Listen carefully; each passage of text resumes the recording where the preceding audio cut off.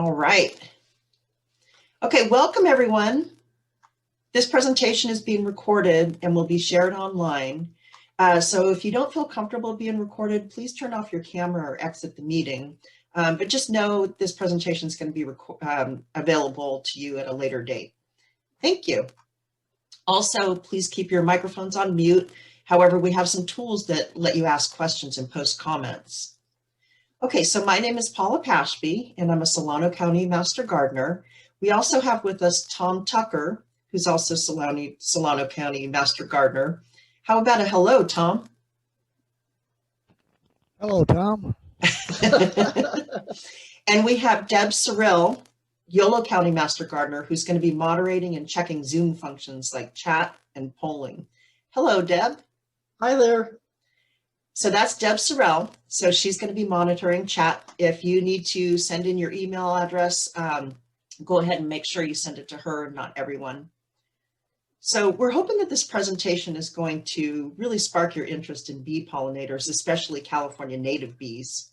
Most of the pictures and videos you'll see here were taken by Tom Tucker, our bee enthusiast. We also have some photos from Jennifer Bombach, Master Gardener Coordinator, and photos from Deb Sorrell, Paula Pashby, and Kathy Keatley-Garvey. Tom and Deb, again, they're going to be helping out with moderating and questions, etc. So first, a little about the Master Gardener Program. So the Master Gardener Program is a public service and outreach program, and it's under University of California Division of Agriculture and Natural Resources. It's administered locally by participating UC Cooperative Extension County offices. And the mission of the UC Master Gardener Program is to extend to the public research-based information verified by UC experts on home horticulture, pest identification, landscape maintenance, and other environmental issues. So let's take a quick look at some of the tools we'll be using in our Zoom presentation today. The first one is a function called chat, where you post questions at any time during the presentation, and they'll be addressed during section breaks. So you can find the chat function under the Zoom controls, sometimes under advanced. And what you want to do is just type in your question or comment and press enter on your keyboard. Make sure your settings are on everyone as seen here. And the handouts are also available in chat. If you're listening to this in a recording, you can also find the handouts at the Solano County Master Gardener website. So if there's a question we can't answer right now, you can also send your email address to the moderator, Deb Sorrell, via chat. So we really encourage questions, comments, and sharing of expertise here. So here's a list of handouts you'll see either in chat or find at Solano County Master Gardener website. First, we have a handout on creating nests for native bees. Another one, recommended plants for pollinators and beneficial insects. And then native bee pollination of hybrid sunflowers. Then we have a really informative document on California native bees and plants. And then we have a bee basics resource list. So if something here today strikes your interest, the handouts will really help you with further research. Okay, so next is the polling function in Zoom. This is where we ask you a question. So once the poll is launched, you'll see something that looks like the screenshot popping up on your screen. The host will tell you how long you have to reply, usually just a few seconds. Once you've replied, select submit. And then once the polling is done, we'll share the results with you and discuss the answer. Okay, so the topics we're going to focus on today are why pollination is so important, the difference between European honeybees and California native bees, how to encourage native bees into our gardens by creating habitats for them, and a quick word or two about pesticides. All right, on to the presentation. Hidden treasures are bee pollinators. We refer to them here as hidden treasures because oftentimes we don't see all the different types of bees around us in our gardens unless we look closely. And they're really beneficial to our gardens. So to get started, pollination. First of all, pollination leads to production of fruit and veggies we can eat. Also seeds that create more plants, both on a large scale and also in our own veggie gardens. Pollination is really fundamental to our food supply. It's vital to our world's flowering plants. Over 1/3 of the world's crop species depend on pollination for reproduction. Think about that one, that's a lot of food. So most flowering plants have developed a variety of methods for pollen transfer, such as wind, water, self-pollination. However, the most common method for pollination are the pollinators, like our butterflies, hummingbirds, flies, bats, beetles, other insects, and our amazing bees. Although all of the pollinators are really important, in our presentation here, we're going to be looking specifically at bee pollinators and mostly California native bees. All right, so the plants provide the protein-rich pollen and the sugar-rich nectar to attract the bees to get the pollination done. So the bees need the plants with nectar in order to keep their energy up to do their pollen gathering. And the pollen is a rich source which many bees feed to their young. And the relationship between the plants and the pollinators is really mutually beneficial. So in exchange for providing pollen and nectar to the bees, the plants receive the pollen transfer. So on a small scale, a lack of pollination results in a fruitless tree. But on a large scale, it could mean a huge shortage to our food supply. We have another presentation on pollination process coming up soon. So if you're interested, check on the Solano County Master Gardener website to see when that presentation is going to be scheduled. Okay, so next we have a fun brain teaser question from Tom Tucker. All right, so why does a male bee have no father, although he does have a grandfather? So think about that one. The male bee has a grandfather, but no father. How could that be? So what happens is when the bees mate, the male's sperm is dropped into a sac or compartment on the female bee. This is called the spermatheca. The female bee gets to make the decision as to where to drop the sperm on an egg, and that decides the sex of the bee. So if she drops it on an egg, the egg's fertilized and we get a female bee. However, if she doesn't drop it on the egg, no fertilization occurs, and then we get a male bee. So the male bee doesn't technically have a father, but it does have a grandfather because his mother was born from an egg that was fertilized by a male, his grandfather. Anyway, just a fun little brain teaser. So now let's take a look at our bee pollinators. Just some general facts so we understand them a little better. They can vary greatly in size from 1/12 of an inch to over 1.5 inches. Most bees don't sting unless severely threatened. Male bees don't even have stingers. And their lifespan, it really varies depending on the type of bee. They use their antennae to detect odor, and they have a really strong sense of smell. So according to Smithsonian, some bees can smell a flower or a toxin and actually illness from up to 2 miles away. They communicate by feeling physical sensation. So they use something called vibratory communication, where signals are received through hair receptors throughout the bee's body, including the antennae. They also have something that's kind of interesting called a waggle dance. So this is where the bees communicate to other bees where a new nectar source is. And that could be up to miles away. They have 5 eyes. 2 of the eyes are compound and help bees see color, movement, and patterns. These are the large ones on either side of its head. And the other smaller 3 eyes are arranged in a triangular pattern on top of its head and are used for sun navigation. So these 3 eyes detect light, but not shapes, helping a bee sense if it's being approached from above by a predator or being approached by one of us trying to snap a cool photo. And just a note on colors, bees typically don't see red, they see yellow, violet, different hues of blue, and especially ultraviolet. So keep in mind that their sense of smell is their strongest sense. So you may actually see them often visiting red blooms because of their attraction to the smell or other characteristics. Next, let's look at the bees you probably see most, European honeybees. So European honeybees are non-native to the United States. They were introduced from Europe for honey production in the early 1600s. They're around an inch in size, depending on whether it's a drone, worker bee, or queen. The queen can actually get up to 2 inches long. They have black stripes alternating with bands of amber to brown. These bees are social, so they nest in large colonies and usually in above ground hives. They're usually not aggressive as far as stinging, pretty much only if they feel threatened or if they feel their hive is threatened. And some fun facts on European honeybees.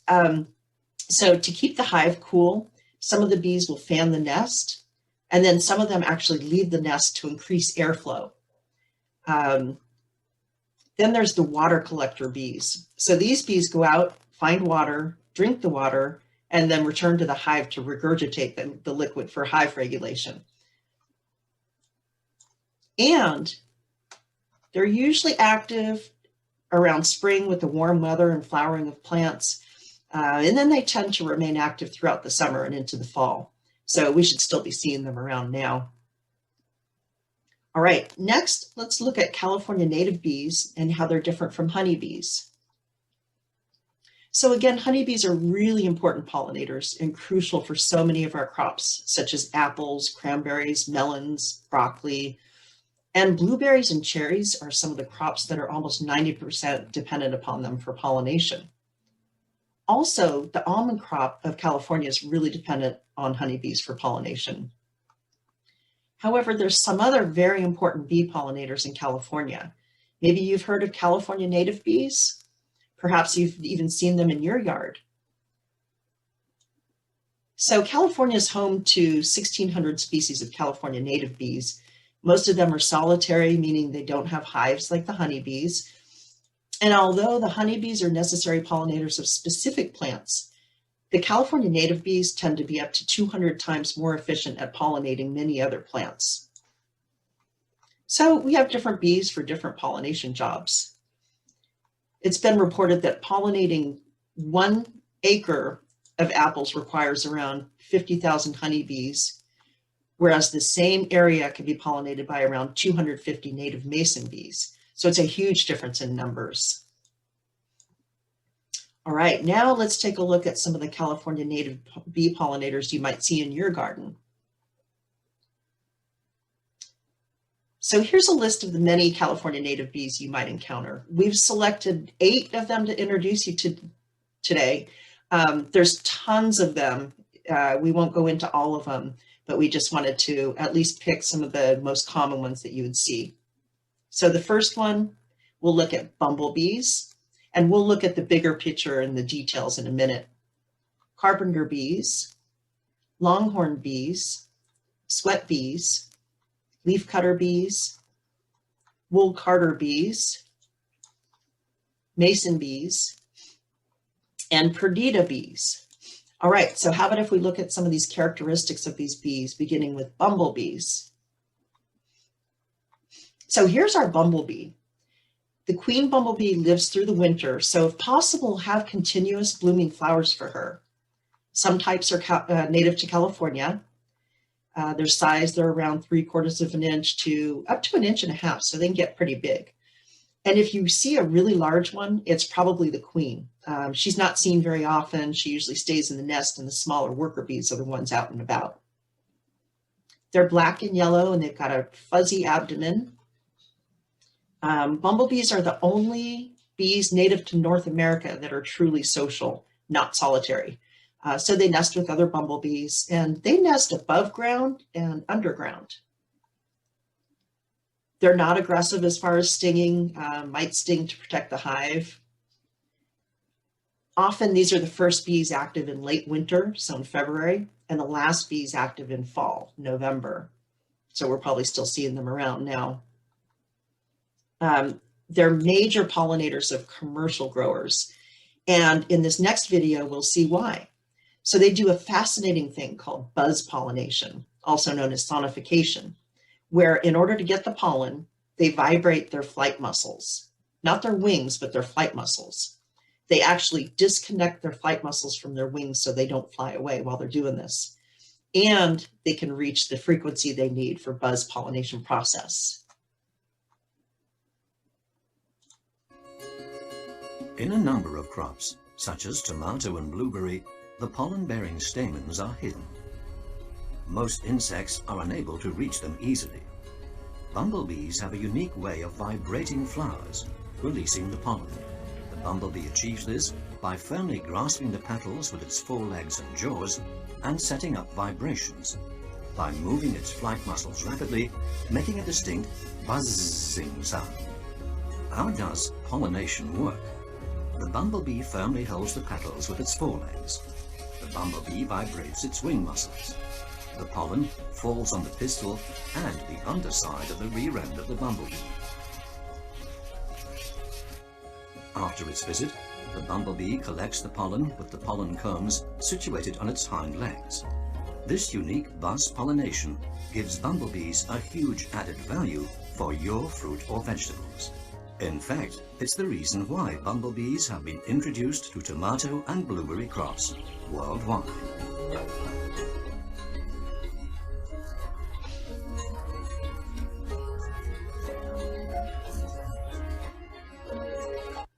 Okay, so hopefully you noticed that the bumblebee's wings were not moving until it decided to fly away. In this next video, we have Tom Tucker simulating the bumblebee buzz pollination technique to pollinate tomato plants in his garden. Deb Sorrell is narrating. We all want the luscious fruits and veggies that come with cross-pollinating, but what if there aren't any bumblebees in your area? Here's a tip. Use a vibrating brush, a handheld fan, and you can blow the pollen over your blueberries, tomatoes, and eggplants. Watch how it works on this tomato plant.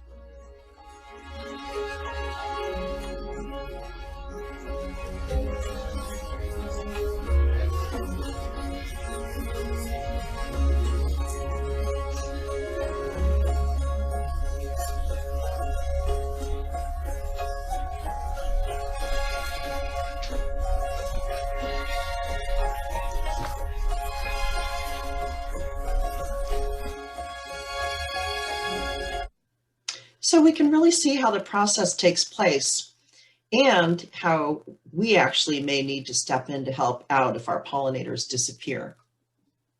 Next, let's look at another California native bee that folks often mistake for the bumblebee. Carpenter bees. So this is a really fun one. Look at the little face of the picture. So kind of a fun fact on these bees, they're occasionally referred to as robber bees because when nectar is hard to reach, they bite a hole at the base of the flower in order to get to the nectar.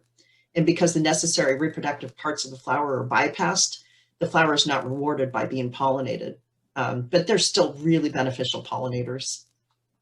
Some species are native to California. They can get up to 1 inch plus. And along with bumblebee queens, carpenter bees are some of the largest native bees in the United States. Their abdomen is shiny, not fuzzy like the bumblebee. And these bees are solitary, so they don't live in communities. And they drill their nests into softwood, or you can provide habitat for them. We'll look at that soon. Stinging behavior, they're not aggressive, but it's interesting. The males who look like they have the same coloring as bumblebees sometimes look and behave aggressively, but they don't have stingers, so they won't get you. If the bee is solid black, that's a female, but she also isn't going to be aggressive.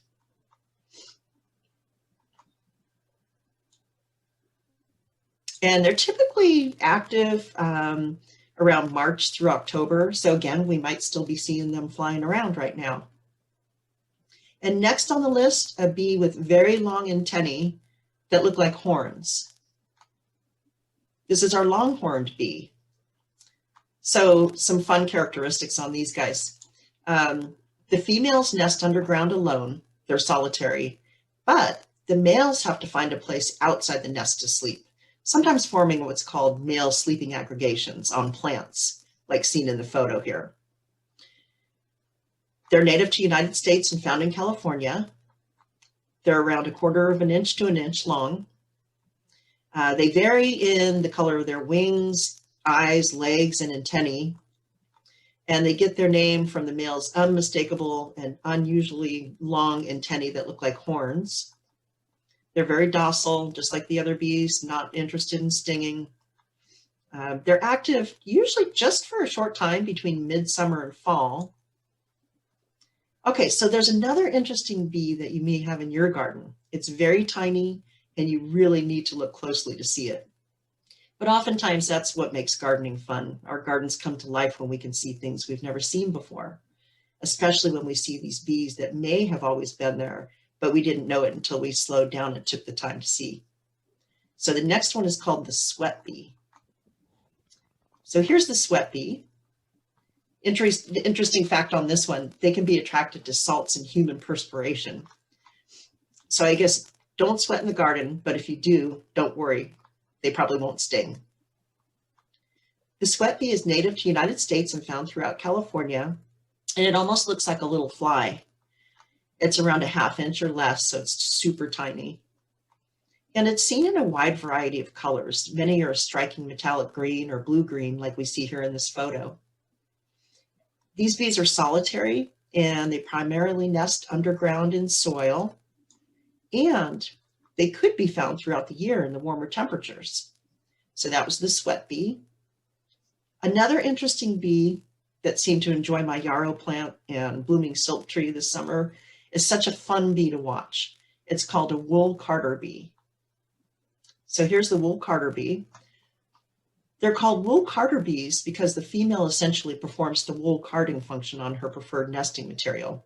So she shaves off any fuzz with her mandibles, also known as jaws, and then takes the soft downy hairs of the fuzzy plants to use in building a nest for her young. These bees are so-called newcomers to California, accidentally introduced into North America around the mid-1960s, but great pollinators, and they love California native plants. This one is a little smaller than a honeybee. It's a solitary bee and a cavity nesting bee. So they nest in existing holes or cavities, including hollow stems, dead wood, and also human-made structures. Once again, the male wool carder bee doesn't even have a stinger, but it's really something to see. They do have barbs on the tip of their abdomen to assist in their little combat sessions. And they can also really be bullies to other pollinators who may be invading what they think is their territory. I actually saw them kick some carpenter bees out of the salvia garden this summer. Most bees are active in the spring. There's one type that's actually out in the hottest weather in the summer, though. So that was our wool carder bee. The next bee we're going to look at is called a mason bee. So an interesting fact on mason bees, they're really valuable pollinators of fruit and nut trees, some berries, and a few early spring flowers. It's pretty amazing. A single mason bee could visit between 1,600 to 2,400 blossoms daily and pollinate over 90% of them. They're native to US and found throughout California. They're kind of small, around 3/8 of an inch to 5/8 of an inch. These bees are solitary, so they don't live in community hives. And again, the males don't have a stinger and very non-aggressive. They're typically only active for about 8 to 10 weeks in the spring, usually from mid-March until the end of May or early June, which is actually the best time for pollinating fruit trees and berries, so that turns out well. Okay, so that was mason bee. The next bee we're going to look at has so many variations, but can be so tiny that it's rarely seen by the casual observer. It's the smallest bee species in North America, and oftentimes it's mistaken for a small gnat. So this is the Perdita minima, sometimes called a fairy bee, and it's the smallest bee species in North America. But even though they're tiny, these bees are excellent pollinators. They're native to the United States and found throughout California, and they can be around 0.1 of an inch to a little over 1/2 an inch, microscopic little things. often brightly colored with metallic reflections or white markings. And their wings are actually large compared to their body size. They're solitary bees and they build their nests in sandy soils. Again, the female has a stinger, but it wouldn't be able to penetrate our human skin. And they're usually active late spring through summer. Okay, so although there are quite a few more California native bees to showcase, we'll just show one more here. This one has some really fun characteristics. This one is our leafcutter bee.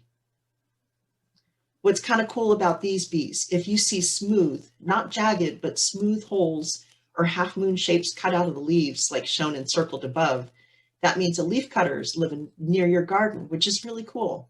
It sort of looks like someone got at the leaf with a hole punch. So this means that the female bee has been gathering leaf tissue to take back to create nesting cells, kind of like wallpaper for her nest. Don't worry, unless you have a lot of these bees, there really aren't enough leaf holes to damage your plants or trees. So the leafcutter bee is found throughout US and California. They're approximately about 1/5 of an inch to almost 3/4 of an inch and resembles a honeybee, but it's usually darker in color. This bee is solitary. They nest above ground and in pre-made holes. They're extremely gentle, only sting if aggressively provoked. And leafcutter bees are active in the warm summer months, and they're perfect for pollinating squash, melons, cucumbers, peas, and other summer veggies and fruits. All right, a little more on this leafcutter bee. So the leafcutter bees are hole nesting bees. They lay their eggs in existing holes, and each female bee chooses a nesting hole that she claims as her own, and then she builds a protective leafy cocoon for each egg. So she builds a cocoon by starting at the back of the nesting hole.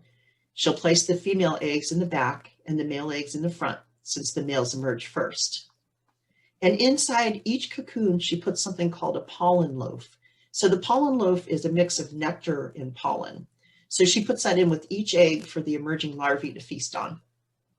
Next, when she's done building all the cocoons in the nesting hole, she adds an extra layer of leaf bits at the opening.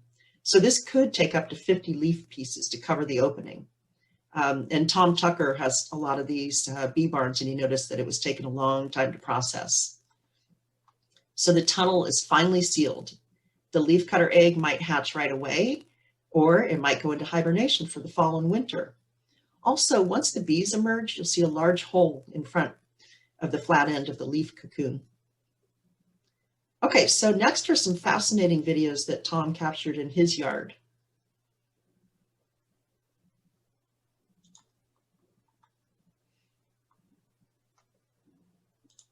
Okay, so this shows a bee barn or block with different size holes for different types of bees. Some tubes are being used and some are still available.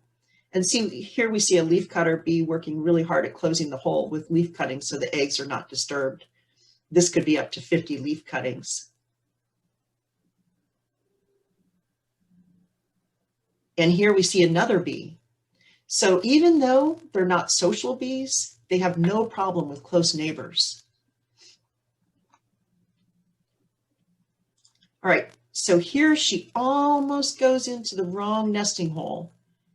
And we see her neighbor backing in and out of her nesting hole to lay an egg. Okay, so this is a good place for a quick check to see if anyone has questions or comments using chat.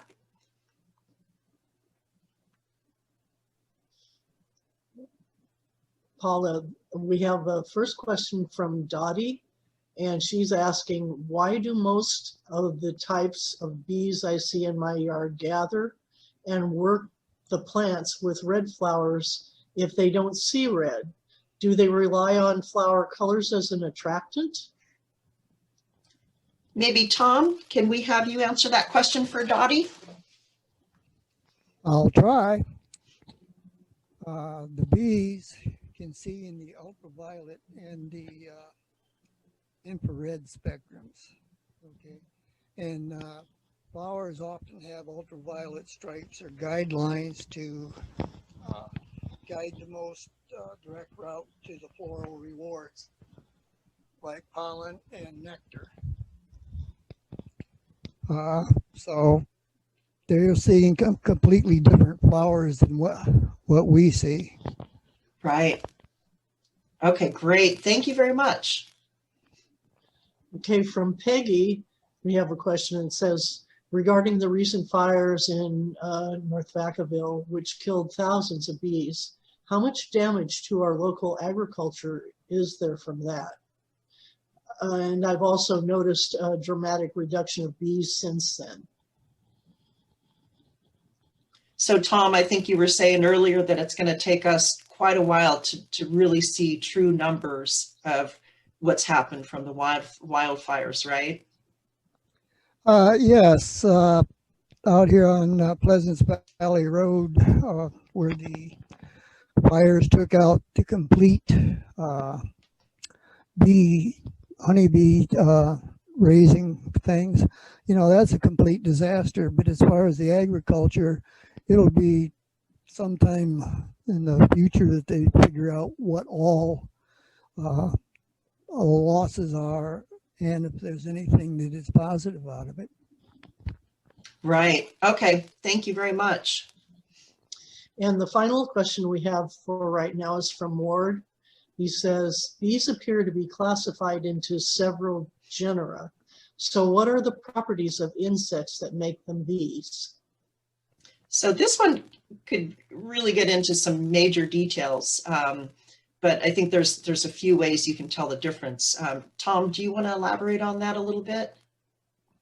Yeah, if you're talking genera-wise, a good book from Dr. Thorpe is talking about how bumblebees, you have to have them under a microscope and looking at their knee shape in order to tell what the different ones are. But if we're talking about just the bees in their species, the bees, as opposed to wasps, they're bees are hairy. Okay, wasps, there's a few that are got a few light hairs, but they're not long and separated hairs for carrying pollen. Okay, that's one of the ways to look at their difference. But bees are vegetarians, wasps are omnivores. There's so many different ways to look at the different things. I think there's about 5 species in, or not species, but genera in the Hymenoptera that we're talking about that even gets down into sawflies. So you would have to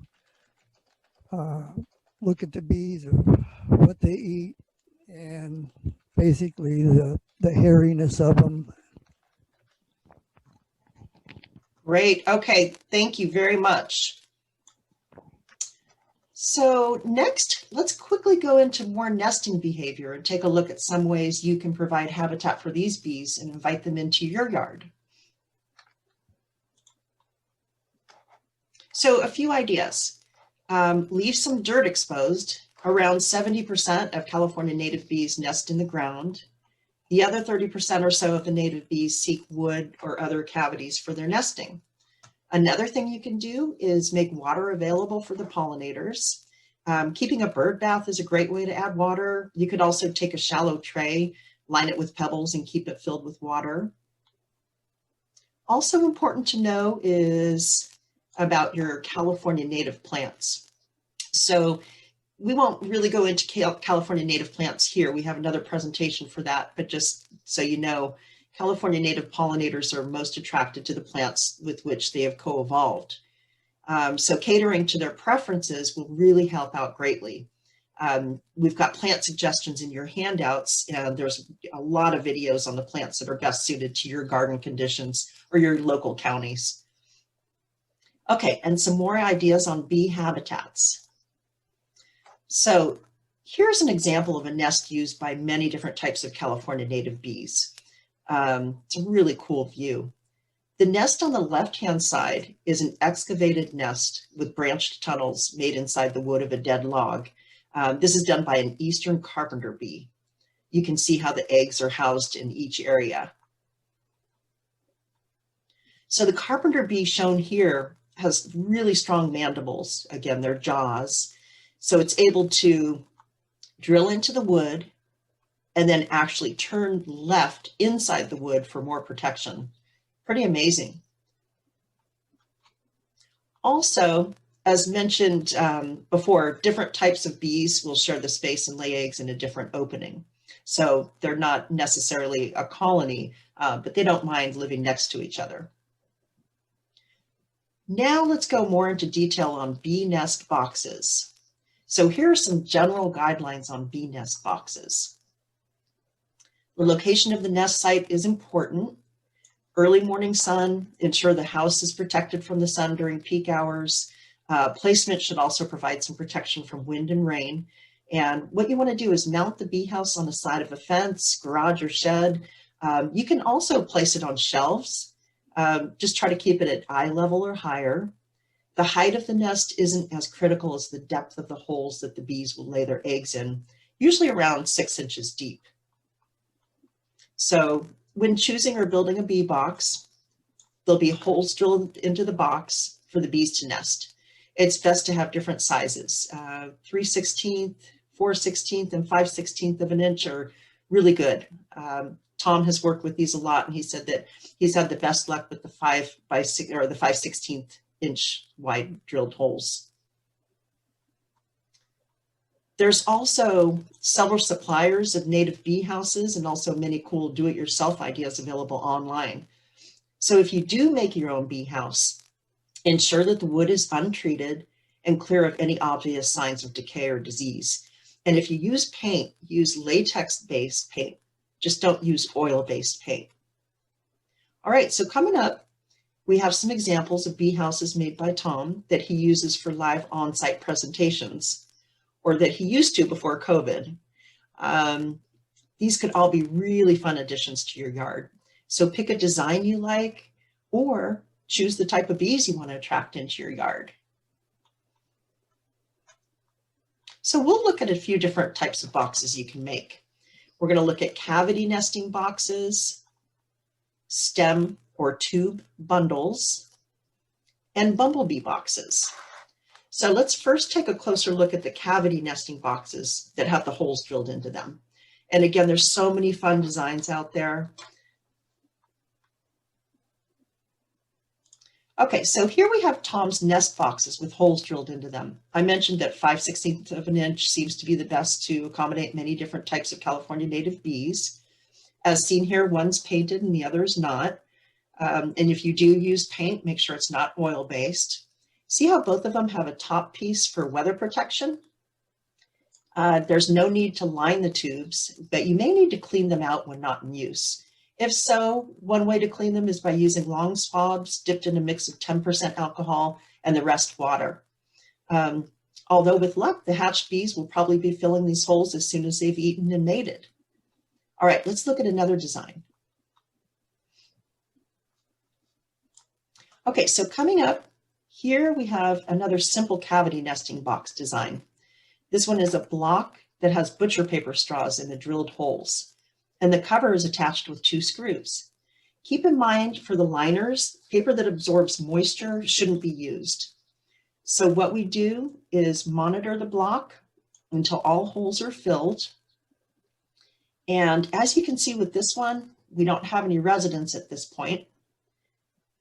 But once the holes are filled, remove the screws in the cover. This gives us access to the butcher paper straws.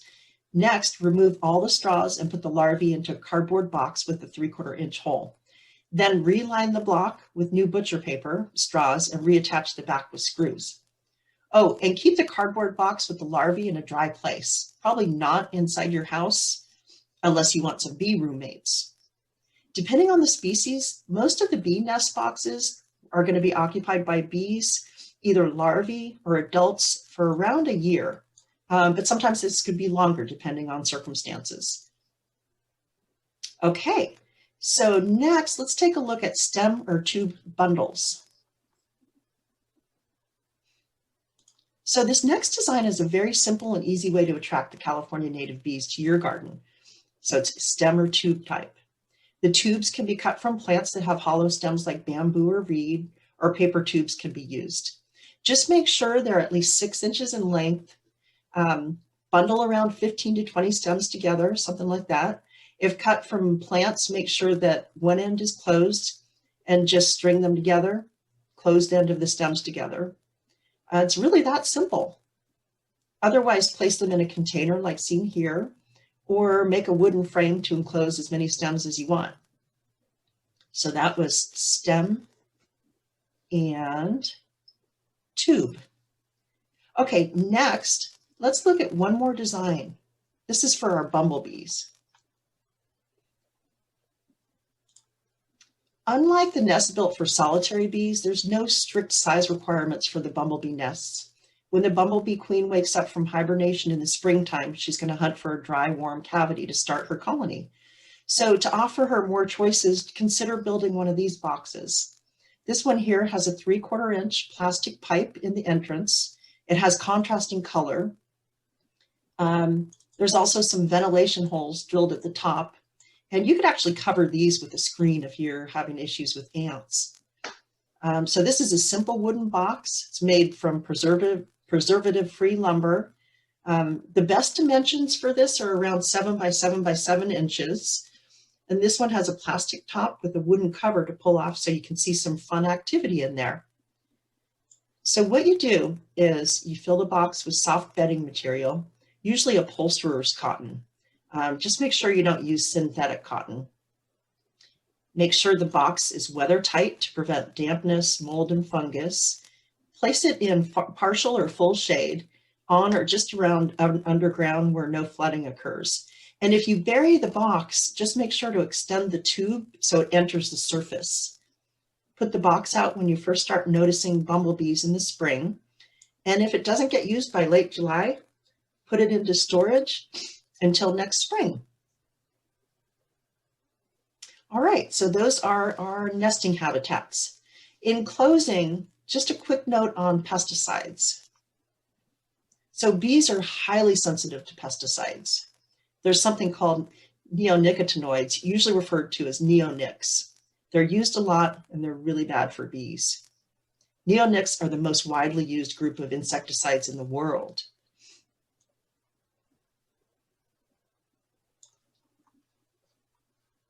So actually some stories on this. The first one, in July 2013, 55,000 bumblebees died in a parking lot in Wilsonville, Oregon. So this is the story. The linden trees lining the lot were in bloom. The trees were filled with aphids, and the resulting honeydew was dripping on the vehicles below. The trees were sprayed with neonics, and thus the loss of 55,000 bumblebees. Really something to see. Another sad story from using insecticides, summer of 2015, 80,000 colonies of honeybees died from pesticide use in the Central Valley. So what happened was the almond crop was treated with a method called tank mixing. When you mix 2 or more products together, you can alter their potency drastically. And that, unfortunately, altered the honeybee colony drastically. So if you can, eliminate pesticides whenever possible. Even a small amount of pesticides we may use in our gardens can be potent to our bee pollinators. Some solutions for pesticide management, you can try to control pests naturally.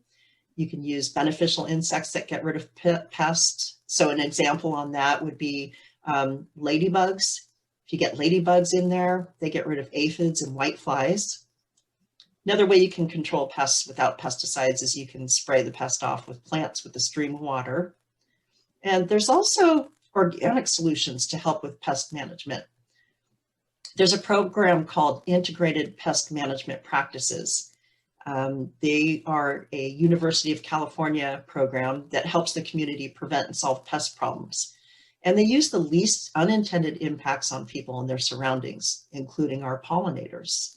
So the website is noted here. So it's ipm.ucanr.edu.